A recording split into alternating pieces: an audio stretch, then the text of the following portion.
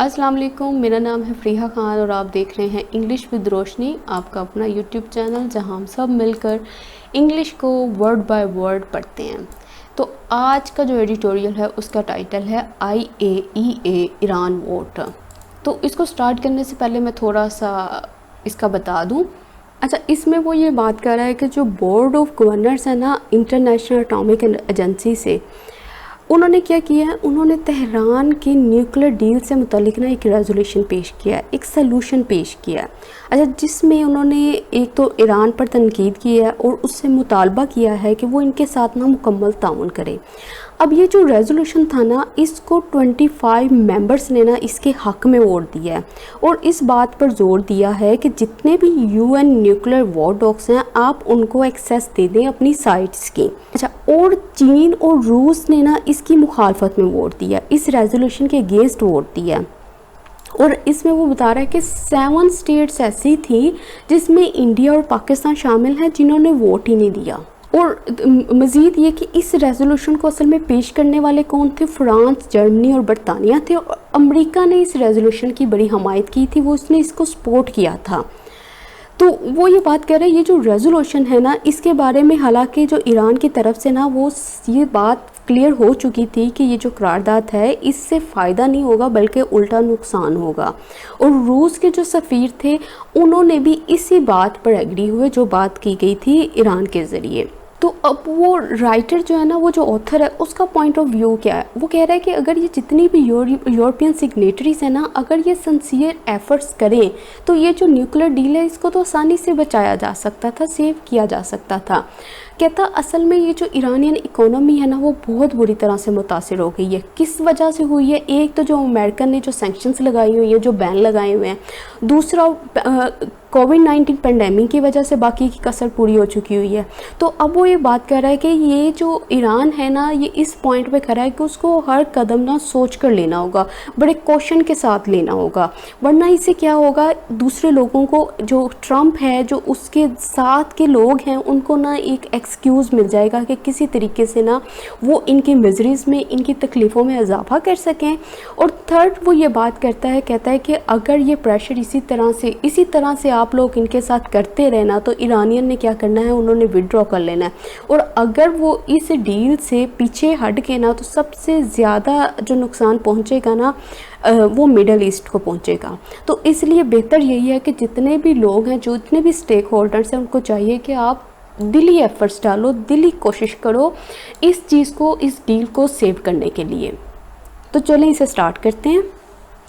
The fact, हकीकत, that ये कि the Iran nuclear deal is in troubled waters. हकीकत ये कि ना, ये कौन सी हकीकत, ये वाली चीज़ कि जो ईरान न्यूक्लियर डील है ना वो डिफ़िकल्ट टाइम से गुजर रही है, डिफ़िकल्ट सिचुएशन में है। वॉज वॉन्स अगेन, कहता है एक दफ़ा फिर से, इल्यूस्ट्रेटेड, ये फिर से दिखाई गई, इन अ रिसेंट हालिया डिवाइसिव वोट में, दैट टुक प्लेस, जो कि हुए at IAEA headquarters in Vienna on Friday के रोज़। कह रहे ये जो हकीकत है ना, ये फिर से दिखाई गई हमें। हालिया जो डिवाइसिव वोट हुए थे ना, जो IAEA हेडक्वार्टर्स में हुए थे वाइना में फ्राइडे के रोज़, तो उसमें ये हकीकत एक दफ़ा फिर से दिखाई गई। कौन सी हकीकत? ये वाली बात कि जो ईरान न्यूक्लियर डील है वो एक डिफ़िकल्ट सिचुएशन में, एक मुश्किल वक्त से गुजर रही है। अब द फैक्ट हमारा सब्जेक्ट हो गया, वॉज इलस्ट्रेटेड, इसकी जो है ना वर्ब आ गई। इलस्ट्रेट करने का मतलब क्या होता है? टू बी एन एग्जाम्पल, मिसाल होना, विच शोज़, जो कि दिखाती है, दैट समथिंग इज़ ट्रू, कि ये जो चीज़ है ना ट्रू है, वो बिल्कुल सच है, और दैट अ फैक्ट एग्जिस्ट, और ये जो फैक्ट है ना, ये जो हकीकत है वो एग्जिस्ट करती है। मतलब अब ये जो फैक्ट है ना, ये वाली जो हकीकत है, ये सारी की सारी बात ना फिर से दिखा रही है हमें कि ये बिल्कुल ठीक है, ये जो चीज़ है बिल्कुल ठीक है। डिवाइसिव क्या होता है? डिवाइसिव वो चीज़ होती है जिसके पॉसिबल, जो बहुत चांसेस होते हैं कि वो क्या करेगी, वो कॉज करेगी, वजह बनेगी आर्ग्यूमेंट्स की बिटवीन पीपल, लोगों के दरमियान। अच्छा, ये कैसे बनी है, ये आगे नेक्स्ट सेंटेंस में आपको पता चलेगा। ट्रबल वाटर्स, अगर कोई चीज़ ट्रबल वाटर होना तो इसका मतलब होता है अ डिफ़िकल्ट सिचुएशन और टाइम, कि वो जो चीज़ है ना वो एक मुश्किल वक्त में है, मुश्किल सिचुएशन के अंदर है।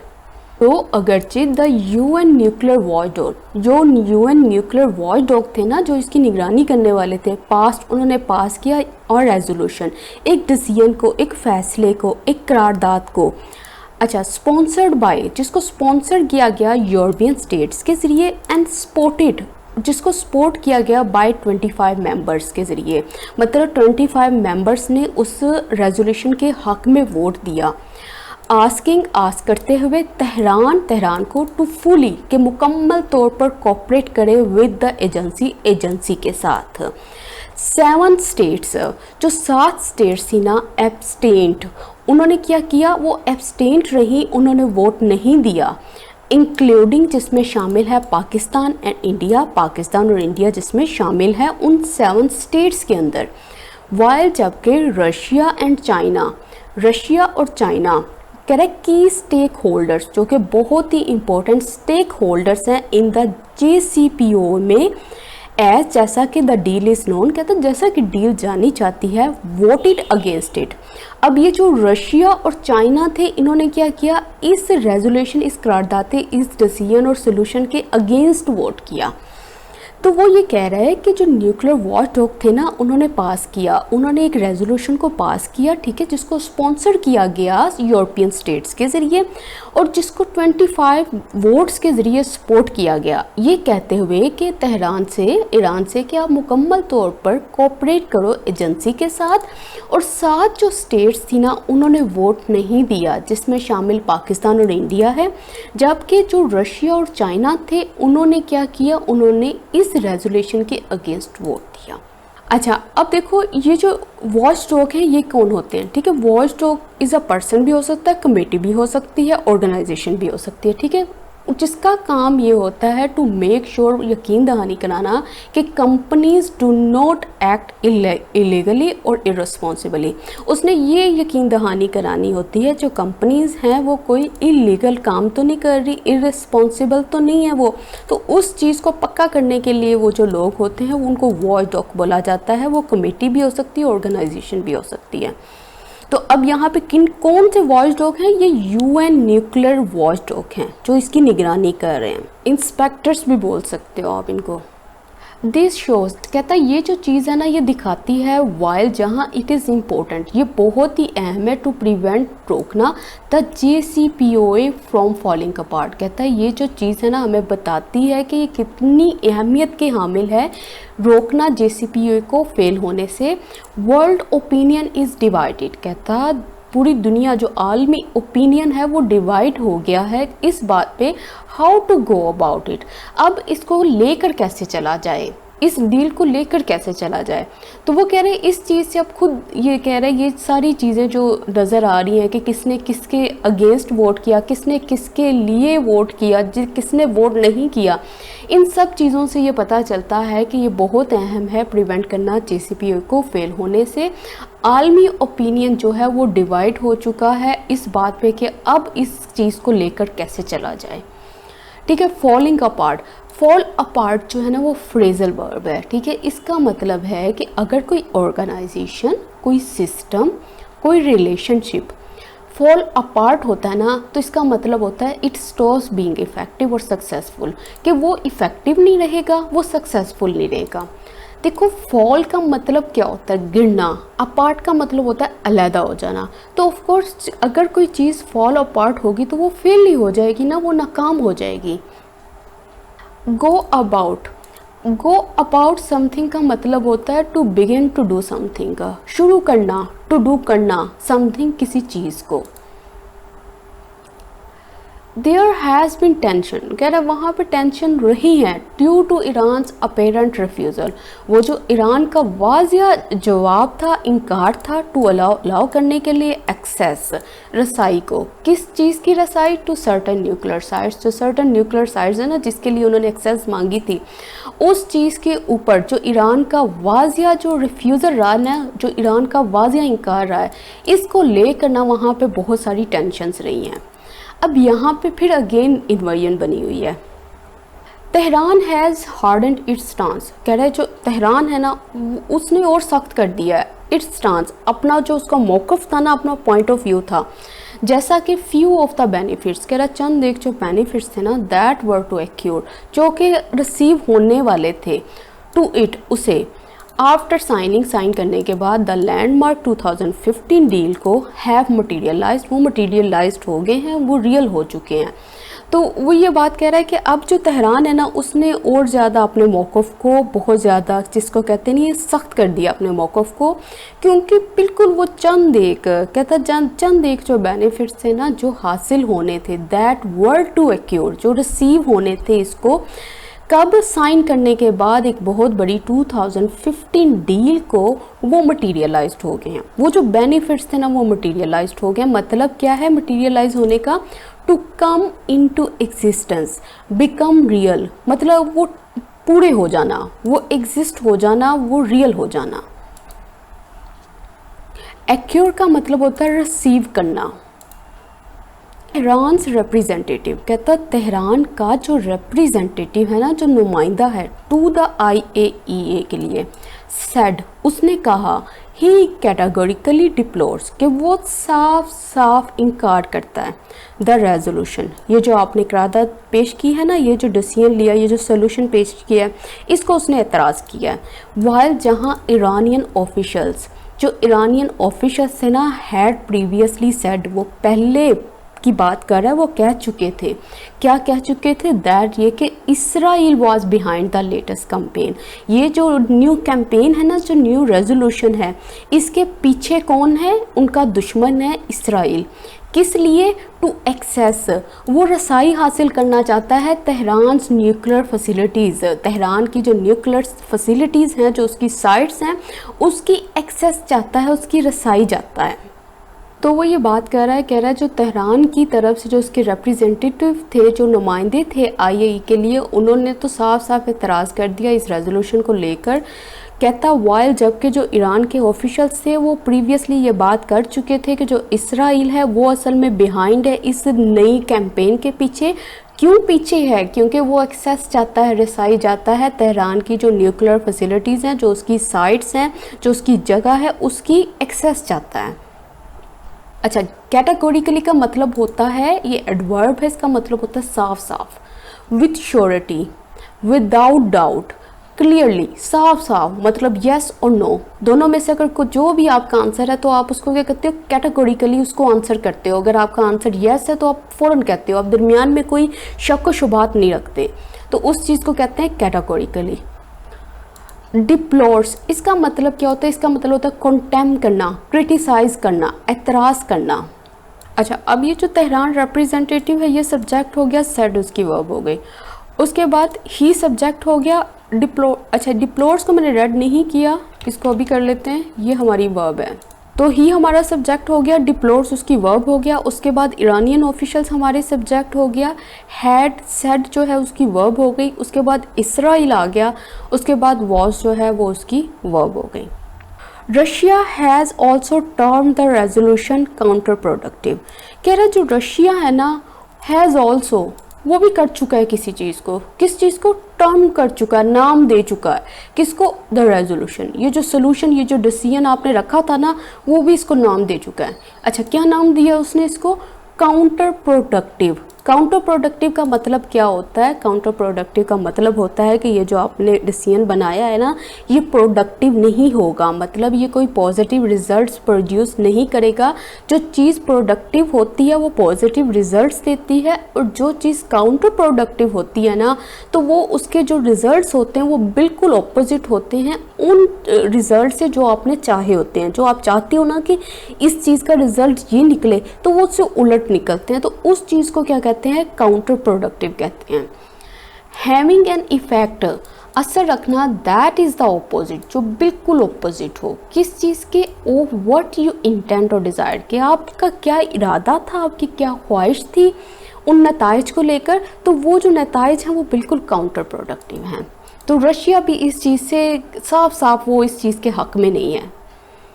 परहैप्स शायद इफ़ द यूरोपियन सिग्नेटरीज, कह रहा है जो यूरोपियन सिग्नेटरीज है ना टू द न्यूक्लियर डील, इस न्यूक्लियर डील को जो साइन करने वाली यूरोपियन सिग्नेटरीज हैं, मेड अर्नेस्ट एफर्ट्स, कहता है अगर वो सीरियस एफर्ट्स करते हैं ना ओपन अप करने के लिए, खोलने के लिए इकोनॉमिक चैनल्स को विद ईरान, ईरान के साथ। यहाँ पे अब डैश लगा के अब दरमियान में एक बात करेगा जो बिल्कुल क्या होगी, वो इस सब्जेक्ट से ओपोजिट होगी लेकिन फिर भी इससे थोड़ी बहुत रिलेट करती होगी, मतलब उसी से मिलती जुलती होगी। इंस्टेड ऑफ, बजाय किसके, मीकली, खामोशी से, सबमिटिंग टू, सबमिट करना, सरेंडर करना अमेरिकन डिक्टेट के आगे, अमेरिका का जो ऑर्डर है कि जो उसने बिल्कुल बंद कर दिया हुआ है, बैन कर दिया हुआ है इकोनॉमिक चैनल्स को, कहता है बजाय इसके कि आप चुप करके इसके हुक्म के आगे अपना सर झुका दो, the deal could be salvage, जो डील थी ना वो बचाई जा सकती थी। अच्छा, अब इसको जोड़ते हैं। वो ये कह रहा है कि जो यूरोपियन सिग्नेटरीज थी ना न्यूक्लियर डील के लिए, अगर वो बड़ी सीरियस एफर्ट्स करती ना ओपन करने के लिए इकोनॉमिक चैनल्स को ईरान के साथ, बजाय इसके कि जो अमेरिका का जो हुक्म था उसके आगे सर झुका देने के, तो डील जो थी ना वो सैल्वेज हो सकती थी, बचाई जा सकती थी। अच्छा, अब अर्नेस्ट का मतलब क्या है? इसका मतलब है वेरी सीरियस एंड सिंसियर। जब आप दिल लगा के कोई काम करते हो ना, इसका मतलब है बहुत ही सीरियस एफर्ट्स की बात कर रहे हो, बहुत ही सिंसियर एफर्ट्स की बात कर रहे हो। ओपन अप का मतलब खोलना, किसको खोलने की बात कर रही है? इकोनॉमिक चैनल्स को, इकोनॉमिक रस्तों को। मीकली, मीकली का मतलब होता है in a quiet, gentle and submissive manner, मतलब जो बात कह दी उसके आगे चुप करके, मतलब कुछ भी ना बोलना, अपना सर झुका देना। सबमिटिंग टू, सबमिट का मतलब होता है सरेंडर कर देना, टू द पावर, उसके आगे जिसकी पावर है, जिसका इन्फ्लुएंस है आपके ऊपर। तो यहाँ पे इन्फ्लुएंस किसका है? अमेरिका का। तो अमेरिका की बात कर रहा है कि उसके आगे चुपके से ये जो सर झुकाना है ना, ये नहीं करना। डिक्टेट का मतलब क्या होता है? ऑर्डर। अच्छा, सैल्वेज्ड क्या चीज़ है? इसका मतलब होता है टू सक्सीड इन अचीविंग और सेविंग समथिंग, किसी चीज़ को अचीव करने में कामयाबी होना या सेव करने में, वो चीज़ जो कि डिफ़िकल्ट सिचुएशन में हो। जैसे यहाँ पे डील है, ठीक है ना। अब सैल्वेज और डील भी लिख सकते हो आप, सैल्वेज या बिजनेस भी लिख सकते हो अगर बिजनेस की बात हो रही है तो। Iranian economy is under tremendous pressure, कह रहा है कि जो ईरानियन इकोनॉमी है ना वो बहुत प्रेशर के अंदर है। अच्छा, प्रेशर किस वजह से? Due to continued American sanctions, कह रहा है ये जो कंटिन्यूड अमेरिकन सैंक्शंस है ना, बैन है, इसकी वजह से जो ईरानियन इकोनॉमी है ना वो बहुत प्रेशर के अंदर है। वाइल जबकि Islamic Republic has been battered by the कोविड-19 पैंडेमिक, कह रहा है ऊपर से ये जो इस्लामिक रिपब्लिक है वो बैटर्ड हो चुकी है, वो डैमेज हो चुकी है कोविड-19 पैंडेमिक के ज़रिए। हैंस फिर भी इट फील्स, ऐसा फील होता है, इट हैज़ नथिंग, इसके पास कुछ नहीं है, टू लूज करने के लिए, बाय अबेंडनिंग, अबेंडन करके, लीव करके JCPOA को, मतलब इसको लीव करके भी इसके पास कुछ भी नहीं है। अच्छा, अब इसको जोड़ते हुए ये कह रहा है कि ये जो ईरानियन इकोनॉमी है वो बहुत ज़्यादा प्रेशर के अंदर है, क्योंकि जो अमेरिका है ना उसका जो सैंक्शन है, उसके बैन जो है वो कंटिन्यू है इस वजह से।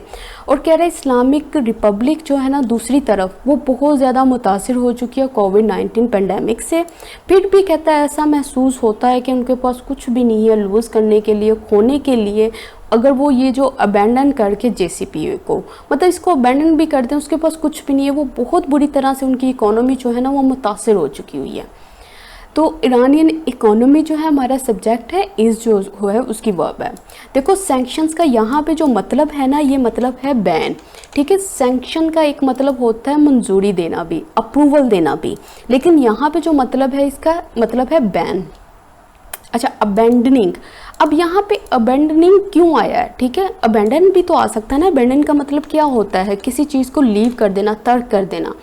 अब यहाँ पे बाय आ गया ना, तो बाय के ज़रिए एक मेथड को बताते हैं, ठीक है। जब हम किसी मेथड का जिक्र करते हैं ना तो उसमें हम ING लगाते हैं, मतलब उसके लिए हम जेरेंड इस्तेमाल करते हैं, जैसे यहाँ पे इस्तेमाल हुआ है अबेंडनिंग। मोर ओवर मजीद the deal suffered a mortal blow, कह रहा है ये जो डील थी ना वो एक्सपीरियंस कर चुकी है एक बहुत ही बड़े मॉडल ब्लो को, एक बहुत ही बड़े धचके को।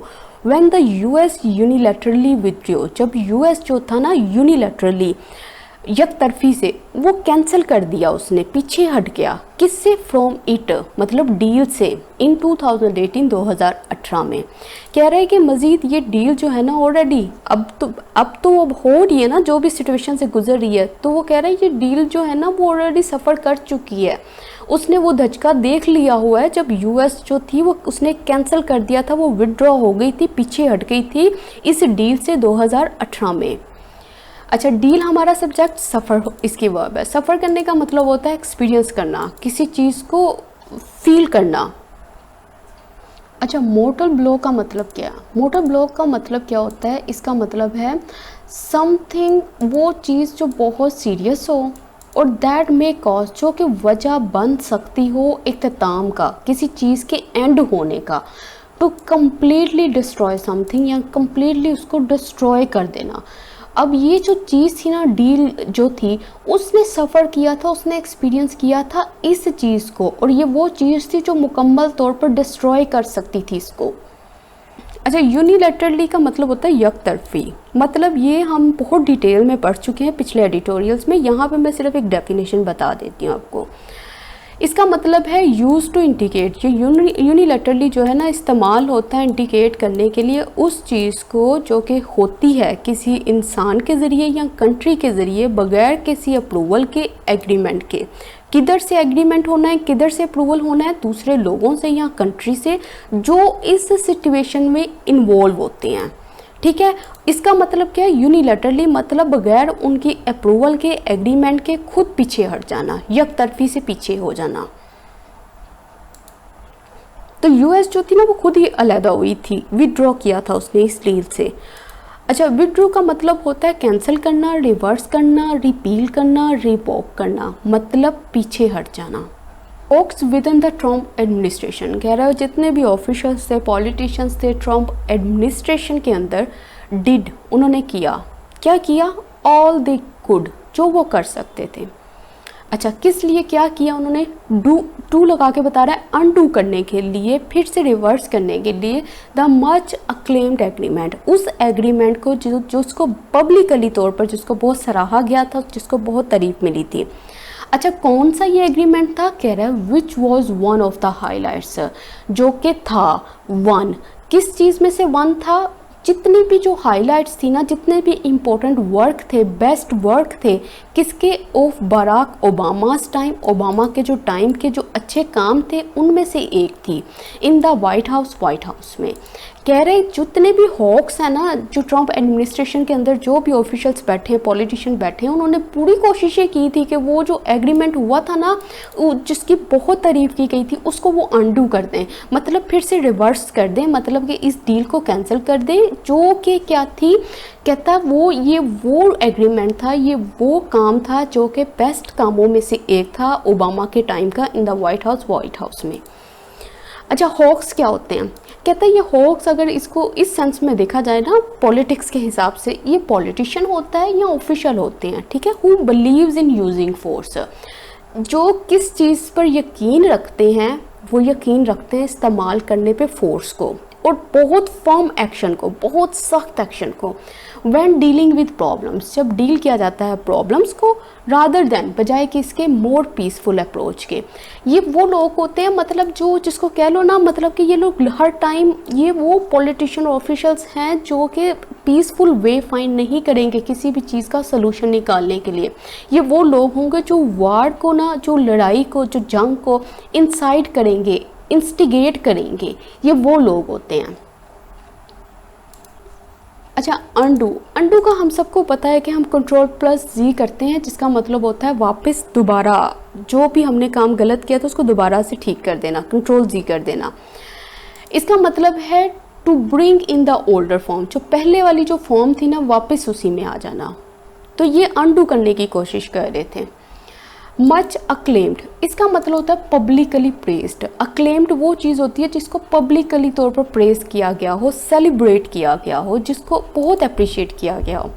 Highlights, the best, most important और मोस्ट इंटरेस्टिंग पार्ट कि जितना भी इस बराक ओबामा के टाइम जो था ना वाइट हाउस में, उसमें जो जो उसकी हाईलाइट्स थी, जो जो उसके काम थे इम्पोर्टेंट वर्क, उनमें से ये एक एग्रीमेंट था जिसको ये अंडू करना चाहते थे हॉक्स, ट्रंप एडमिनिस्ट्रेशन के अंदर जो बैठे हैं।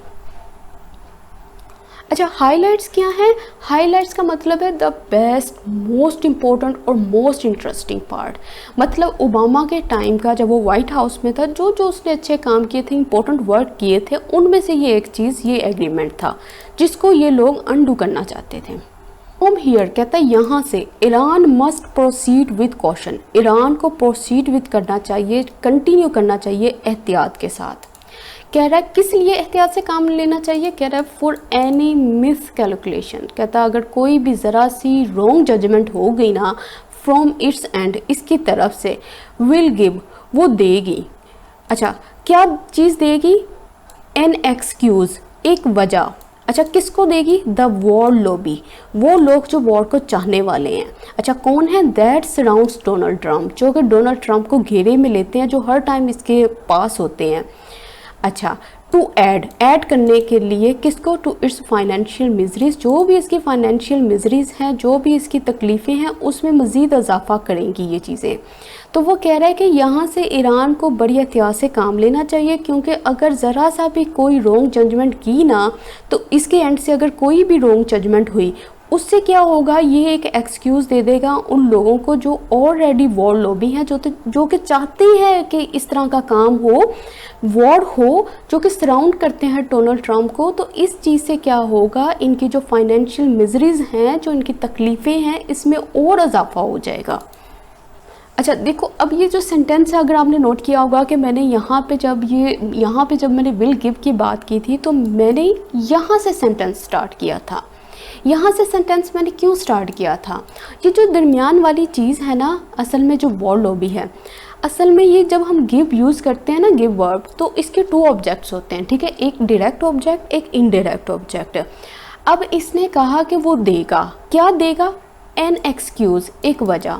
अच्छा, अब जो इसका दूसरा आंसर है कि किसको देगा, वो ये लोग थे, ठीक है। फिर उसने क्या किया? इन वॉर लॉबी के बारे में ना एक इंफॉर्मेशन प्रोवाइड की कि जो सराउंड करते हैं डोनाल्ड ट्रंप को। तो ये इस तरीके से पूरे का पूरा जो है ना सेंटेंस बना हुआ है। अच्छा, मिस कैलकुलेशन, इसका मतलब होता है wrong judgement about a situation. मतलब कोई भी, उसका मतलब है कि कोई भी जजमेंट गलत, मतलब इन शॉर्ट इसने पिछले एडिटोरियल में भी ये बात की थी कि ईरान को इस वक्त बड़ी एहतियात से काम लेना है, उसको हर कदम जो है ना, जिसको कहते हैं बड़ी एहतियात से रखना है। तो वो वही बात कर रहा है कि ज़रा भी उसकी तरफ से, उसके एंड से कोई भी रॉन्ग जजमेंट ना हो, कोई भी गलत किस्म का स्टेप ना लिया जाए इसकी तरफ से। अच्छा, लॉबी क्या होती है? अच्छा, अगर लॉबी को ना हम वर्ब के फॉर्म में इस्तेमाल करें ना, तो इसका मतलब होता है seek to influence, try to persuade, urge करना, किसी को इन्फ्लुएंस करना, किसी को मनाना कि वो ये काम करे, ठीक है। अब जब इसको नाउन की फॉर्म में इस्तेमाल करते हैं ना, तो इसका मतलब होता है ग्रुप ऑफ पीपल, लोगों का ग्रुप। वो try to persuade the government, जो कि गवर्नमेंट को परसुएट करता है, मनाता है, और कोई भी official group to do something, कुछ करने के लिए। अब देखो यहाँ पे जो बात कर रहा है, ये लॉबी कौन सी है? ये वॉर लॉबी है। ये वो लोग हैं जो चाहते हैं कि वॉर हो, ठीक है। ये वो लोग हैं जो सराउंड करते हैं डोनाल्ड ट्रंप को। तो वो फिर उनको, तो वो कहता है कि एक बहाना मिल जाएगा इस चीज़ को कंटिन्यू करने के लिए। मोर ओवर, मज़ीद, the Europeans must display, European को दिखाना चाहिए, किसको? स्टेट्समैनशिप को। अच्छा, और क्या करना चाहिए? एंड डू, और करना चाहिए, क्या करना चाहिए? मोर, मज़ीद। अच्छा, किस लिए? To make this deal succeed, इस डील को सक्सीड करने के लिए। इंस्टेड ऑफ, बजाय किसके? Simply parroting the American lines, जो अमेरिकन लाइन्स हैं उनको पैरेटिंग करने की बजाय वो ये कह रहा है कि जो यूरोपियंस है ना, उसको दिखाना चाहिए स्टेट्समैनशिप को, इस स्किल को शो करना चाहिए कि किस तरीके से पब्लिक अफेयर्स को हैंडल किया जाता है, और इनको लाजमी करना चाहिए मज़ीद एफर्ट्स को, ताकि वो सक्सीड कर सकें इस डील को, बजाय इस बात के कि वो जो अमेरिकन की जो लाइन्स हैं उसको तोते की तरह उसको दोहराएं। अच्छा, स्टेट्समैनशिप क्या होता है? स्टेटमैनशिप ये स्किल है, ठीक है, स्किल होती है, ठीक है, जिसका ये स्किल किस लिए इस्तेमाल होती है, मैनेज करने के लिए पब्लिक अफेयर्स को। तो कहता है कि आप इस स्किल को शो करो ना कि ये वाला काम करो। पैरटिंग जो वर्ड है ना, ये पैरट से निकला है, ठीक है। इसका मतलब होता है कि repeat exactly what someone else से विदाउट अंडरस्टैंडिंग इट और थिंकिंग अबाउट इट्स मीनिंग। मतलब नहीं पता कि इसका मतलब क्या है, क्या चीज़ है, सिर्फ उसने ये बात कह दी, वो बंदा पावर में है, वो चीज़ अथॉरिटी में है, तो उन्हीं बातों को दोहराना स्टार्ट कर देना, तो उसको कहते हैं parroting. Russia, China and other members, कह रहा है रशिया, चाइना और दूसरे members of the international community also need to ensure, उनको भी ज़रूरत है पक्का करने की, that trade links with Iran are revived, कि ये जो ईरान के साथ जो ट्रेड लिंक्स हैं वो रिवाइव हो गए हैं, कि वो फिर से दोबारा बहाल हो गए हैं, एज जैसा कि एनविसेज्ड बाय द JCPOA, जैसा कि सोचे गए थे, देखे गए थे JCPOA के ज़रिए। अच्छा, वो अब ये कह रहा है कि जो रशिया, चाइना और दूसरे मेंबर्स हैं ना इंटरनेशनल कम्युनिटी के, उनको ज़रूरत है कि वो इंश्योर करें, यकीन दहानी कराएं कि जितने भी ट्रेड लिंक्स जो ईरान के साथ हैं वो फिर से बहाल हो गए हैं, जैसा कि एनविसेज्ड हुआ था, जैसा कि देखा गया था JCPOA के ज़रिए। अच्छा, अब ये देखो रिवाइव का मतलब क्या होता है, इसका मतलब होता है किसी चीज़ में जान डाल देना, मतलब कोई चीज़ जो मर चुकी हो, जो बिल्कुल मुरझाई हो, उसमें जान डाल देना, उसको फिर से बहाल कर देना, उसको रिस्टोर कर देना, रेज्यूविनेट कर देना, तो उसके लिए ये वर्ड होता है रिवाइव करना। एनविसेज्ड, इसका मतलब होता है फोरसॉ, पहले से देखा हुआ, प्रिडिक्टेड, फोरटोल्ड, एंटिसिपेटेड, एक्सपेक्टेड, कहता जैसा कि JCPOA ने एक्सपेक्ट किया था, पेशेंट कोई की थी, जैसा कि उसने देखा था, तो उन सब के लिए ये वर्ड यूज़ हुआ है, ये सब के सब इसके सिनोनिम्स हैं। If the pressure continues and the Iranian establishment decides to finally pull out, the consequences for the Middle East will not be positive. कह रहा है अगर ये प्रेशर जो है ना ये कंटिन्यू रहा, जारी रहा, और ईरानियन इस्टेब्लिशमेंट डिसाइड कर ले, फैसला कर ले कि वो फाइनली क्या है वो विथड्रॉ कर ले, तो जो नताइज होंगे ना मिडल ईस्ट के लिए वो पॉजिटिव नहीं होंगे। विच इज़ वाई, यही वजह है कि ऑल स्टेक होल्डर्स नीड, उनको ज़रूरत है टू पुट इन करने की, रखने की सिंसियर एफर्ट्स को, किस लिए, टू लगा के बता रहा है, सेव करने के लिए इस डील को। तो वो कह रहा है अगर तो प्रेशर ऐसे कंटिन्यू रहा और ईरानियन इस्टेब्लिशमेंट ने डिसाइड कर लिया जी कि वो विथड्रॉ करना चाहते हैं, तो फिर तो नताइज जो होंगे ना मिडल ईस्ट के लिए वो पॉजिटिव नहीं होने। इस वजह से बेहतर यही है कि जितने भी स्टेक होल्डर्स हैं उन सबको ज़रूरत है कि आप अपनी तरफ से पुट इन करो, लगाओ सिंसियर एफर्ट्स को, ताकि वो सेव कर सके इस डील को। अच्छा, तो एडिटोरियल हो गया कंप्लीट। आज के एडिटोरियल में कोई ख़ास ग्रामर नहीं थे, सिंपल स्ट्रक्चर, सिंपल सेंटेंसेस इस्तेमाल किए गए थे। तो मुझे कमेंट सेक्शन में अपना फीडबैक देना मत भूलिएगा, मैं आप सबके कमेंट्स रीड करती हूँ। तो इसके साथ ही मुझे इजाज़त दें, अल्लाह हाफिज़।